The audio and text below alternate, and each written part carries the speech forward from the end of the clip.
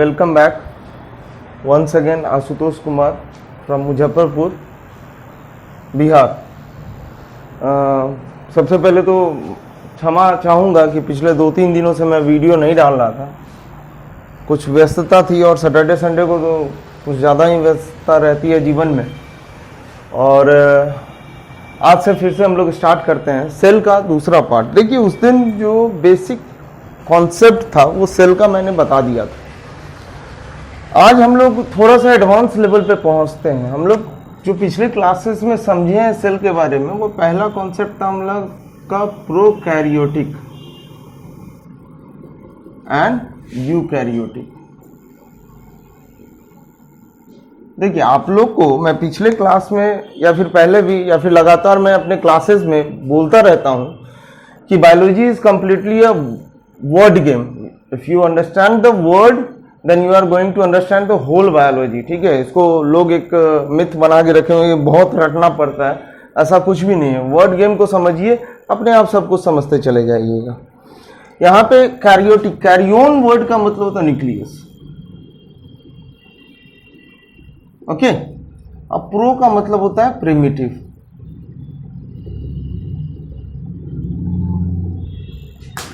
Sorry, and similarly यहां पे भी कैरियोन का मतलब होगा न्यूक्लियस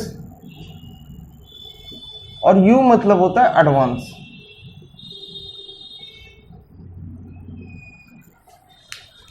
अब प्रिमिटिव टाइप ऑफ न्यूक्लियस किसी सेल के अंदर में पाया जाएगा तो उसको हम लोग प्रोकैरियोट कहेंगे। एडवांस टाइप के न्यूक्लियस अगर पाया जाएगा तो उसको हम लोग यूकैरियोट समझेंगे। देखिए क्या नहीं है उसके जानने से बेहतर है पहले क्या है उसको समझ लें। अभी जो एग्जिस्टेंस में है उसको अगर समझते हैं तो वो सारे चीज अगर एब्सेंट होंगे प्रिमिटिव टाइप्स में, मतलब अगर जो न्यूक्लियस है उसका पूरा संरचना अगर हम लोग समझ पा रहे हैं कि ये चीज अवेलेबल होगा तो उसको हम लोग न्यूक्लियस कहेंगे, और ये चीज नहीं अवेलेबल होगा लेकिन सर्टेन बेसिक कंस्टिट्यूएंट अगर अवेलेबल है तो वो भी न्यूक्लियस है, लेकिन किस प्रकार के हैं, वो प्रिमिटिव टाइप के। तो सबसे बेस्ट तरीका है न्यूक्लियस का, सबसे हम लोग जो डिटेल स्टडी है उसको कर लेते हैं up to class 9th level में। ठीक है, चलिए सबसे पहले हम लोग समझते हैं न्यूक्लियस के डायग्राम के बेसिक से।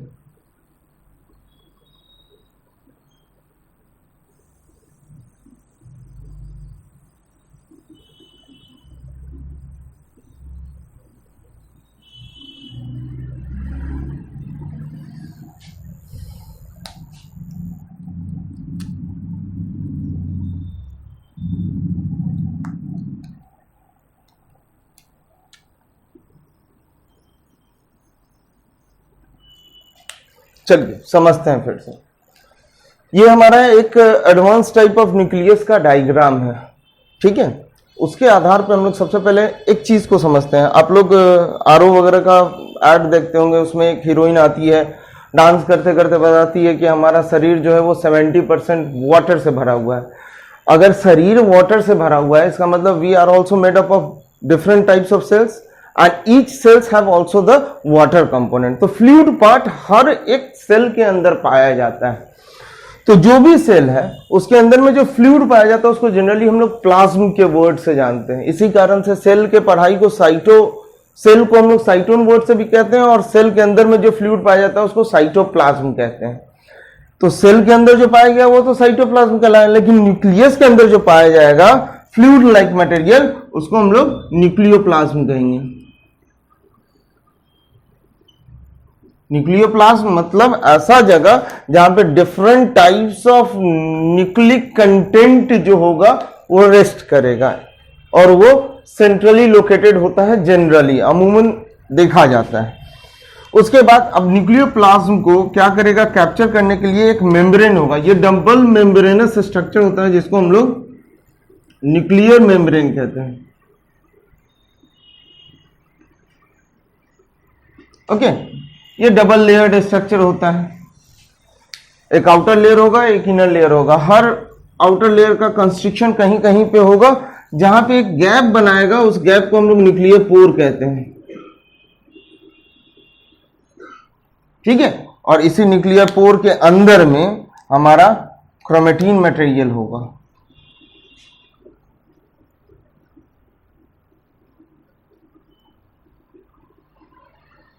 ओके, क्रोमेटिन थ्रेड जो क्रोमेटिन मटेरियल है during different phases of the cell cycle, जब मेटाफेज में होता है तो यही क्रोमेटिन मटेरियल जो होता है वो क्या करता है, कंडेंस करता है और जाकर के क्रोमोसोम का फॉर्मेशन करता है। जब हम लोग सेल साइकिल के बारे में थोड़ा बहुत जो 9th लेवल तक पढ़ना है उसको समझेंगे, उस टाइम बताएंगे। ये डिस्टिंक्टली विजिबल क्रोमोसोम हो जाता है और क्रोमोसोम का सबसे बेस्ट स्टडी अगर कर सकते हैं किसी फेज में तो वो हमारा मेटाफेज है, क्योंकि सबसे ज्यादा कंडेंस फॉर्मेट में क्रोमेटिन थ्रेड पाया जाता है। अब देखिए बहुत ज्यादा इसमें मिसकॉन्सेप्शन रहता है, थोड़ा सा इसको हम लोग डिटेल में समझ लेते हैं। जैसे कि 2 हेलिक्स मिल करके डीएनए का स्ट्रक्चर बनाएगा और ये हेलिक्स धीरे धीरे पतला होते हुए क्रोमेटिन थ्रेड बनाएगा और यही क्रोमेटिन थ्रेड जब कंडेंस्ड हो जाएगा then it is going to be form the chromosome. ठीक वैसे ही जैसे धागा आप ले लीजिएगा, कभी फ्री बैठे रहिएगा, उसको डिट्विस्ट कीजिएगा, वो 2 थ्रेड में कन्वर्ट हो जाएगा, 2 डिफरेंट स्ट्रैंड्स में कन्वर्ट हो जाएगा, तो वो डीएनए हो गया। उस धागा को ट्विस्टिंग किया तो थ्रेड में बना, उस थ्रेड को जब वोविंग किया तो हमारा कपड़ा जो होता है वो बन जाता है। तो similarly this is the strand of the thread, this is the thread and this is the cloth which is made by the thread and known as chromosome. इंसान में जनरली 23 पेयर्स ऑफ क्रोमोसोम पाए जाते हैं। ठीक है, चलिए अब आगे समझते हैं। अब सेल डिवीजन के दौरान एक स्पेसिफिक स्ट्रक्चर दिखता है जिसको हम लोग न्यूक्लियोलस कहते हैं। ओके, न्यूक्लियोलस कहते हैं। ये ड्यूरिंग सेल डिवीजन दिखेगा। ये एक typical type of advance nucleus का फॉर्मेट है। इसके अंदर में बहुत सारे राइबोसोम ग्रेन्यूल्स के भी फॉर्मेशन होते हैं, तो बहुत सारा कंपोनेंट है, उतना ज़्यादा भी 9th क्लास में नहीं समझना है, लेकिन इतना एक बेसिक कॉन्सेप्ट है कि ये nucleolus, nucleoplasm, nuclear membrane, nuclear pore and chromatin thread, ये 5 एलिमेंट्स अगर किसी भी सेंट्रली ऑर्गेनाइज्ड सिस्टम में अवेलेबल है तो उसको हम लोग न्यूक्लियस कहेंगे। वो भी कैसा न्यूक्लियस, जो एडवांस टाइप होता है। तो प्रिमिटिव टाइप कैसा होगा वो समझ लेते हैं। प्रिमिटिव टाइप में क्या होता है, ना हमारा न्यूक्लियर पोर अवेलेबल होगा, ना न्यूक्लियर मेम्ब्रेन अवेलेबल होगा, ना हमारा न्यूक्लियोलस अवेलेबल होगा। ठीक है, सिर्फ और सिर्फ सर्कुलरली क्वाइल्ड स्ट्रक्चर अवेलेबल होगा जो न्यूक्लियस के फॉर्मेट में समझा जाएगा। क्लियर है ये बात? चलिए, तो बेसिक फंडा ऑफ द न्यूक्लियस हम लोग को समझ में आया, उसके आधार पे हमने कह दिया कि भैया ये प्रोकैरियोट है और यूकैरियोट है। देखिए लाइफ का जब फॉर्मेशन हुआ तो जेनेटिक कोड्स तो आना बहुत जरूरी था, तो वो तो आया, और एक और एलिमेंट का आना बहुत जरूरी था सेल के अंदर में, जिसको हम लोग राइबोसोम कहते हैं। अगर राइबोसोम नहीं आता, राइबोसोम को प्रोटीन फैक्ट्री कहा जाता है, और protein is generally considered as the building block of the life. अगर राइबोसोम नहीं आता तो उस परिस्थिति में सेल जो है आगे अपना फंक्शन नहीं कर पाता। तो प्रोकैरियोट्स में क्या हुआ, न्यूक्लियस जो आया इंसिपिएंट, मतलब नॉट वेल डेवलप्ड न्यूक्लियस आया। ओके, और राइबोसोम जो आया वो 70S टाइप आया। इसका मतलब सेडिमेंटेशन कोएफिशिएंट होता है, लेकिन इसका फुल फॉर्म जो होता है वो सेडबर्ग यूनिट होता है। क्लियर है? चलिए, तो अब थोड़ा सा हम लोग इसमें समझते हैं कि ये जो हमारा 70S टाइप राइबोसोम है वो क्या कहना चाहता है। 2 तरीके के राइबोसोम होते हैं। अगर एडवांस की भी बात कर ही लेते हैं, अभी इसमें 80S पाया जाता है, लेकिन इसमें क्या पाया जाता है, 70S पाया जाता है। और इसको क्या बोलते हैं, protein factory. Protein factory. Okay, ये क्या करेगा, इसके जेनेटिक कंस्टिट्यूएंट से कोड लेगा, कोड की मदद से different varieties of the protein amino acids का फॉर्मेशन करेगा, और उसी की मदद से बिल्डिंग ब्लॉक का फॉर्मेशन होगा। बिल्डिंग ब्लॉक का फॉर्मेशन होगा तो सेल के डिफरेंट कंपोनेंट्स को एक शेप मिलेगा और एक स्ट्रक्चर मिलेगा। जैसे घर बना रहे हैं तो हम लोग को ब्रिक्स चाहिए, बहुत सारे ब्रिक्स अलॉन्ग विथ सीमेंट्स, तो सीमेंटिंग मटेरियल के मदद से ब्रिक्स को हम लोग जोड़ते हैं और घर का फॉर्मेशन करते हैं। ये 70S की बात अगर करें, जैसे 80S की पहले समझ लेते हैं। 80S क्या होता है, 2 कंपोनेंट से मिलकर बनता है, एक 60S है और एक 40S है। इसमें क्या होगा, 50s और 30s आपस में मिलकर के बनते हैं। दो सब यूनिट्स का होगा, एक छोटा सा होगा, एक बड़ा होगा। ओके, हम लोग को यहाँ मैथमेटिक्स नहीं पढ़ना है, मतलब बायोलॉजी में ज्यादा दिमाग नहीं लगाना है, ठीक है। ये नहीं 60 प्लस 40 100 होगा तो सर आपने 80 लिखा, 50 प्लस 30 जो है वो 80 होगा तो आपने 70 लिखा। एक्चुअली क्या होता है, कुछ इस तरीके से इनका बाउंडिंग होता है। बाउंडिंग के दौरान क्या होता है, कुछ एक एलिमेंट्स जो होते हैं वो डिफ्यूज हो जाते हैं एक दूसरे को बाउंड अप करने के लिए, तब जाकर के वो 70। एक्चुअली ये सेडिमेंटेशन कोएफिशिएंट पे बनता है ये सारा concept.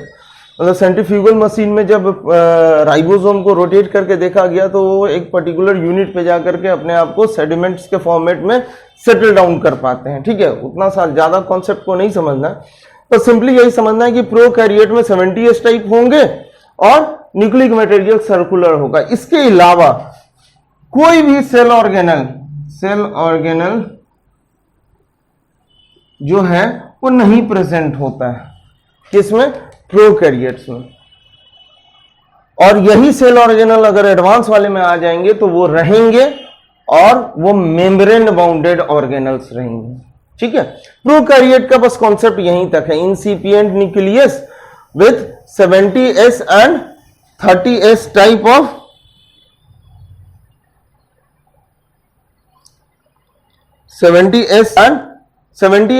which is made up of 50s and 30s type of the ribosomal unit, सब यूनिट्स। ओके, तो इतना था प्रोकैरियोट के बाद। अब नेक्स्ट क्लास में हम लोग यूकैरियोट के बारे में डिस्कस करेंगे। आशा करते हैं कि आप लोग को अच्छा लगा होगा, और पुनः पिछले 2-3 दिनों से क्लास नहीं रखने के कारण मैं क्षमा मांगता हूं, और आप अपना प्यार और आशीर्वाद फिर से उसी तरीके से बनाए रखें। लाइक करें, सब्सक्राइब करें और ज़्यादा से ज़्यादा शेयर करें।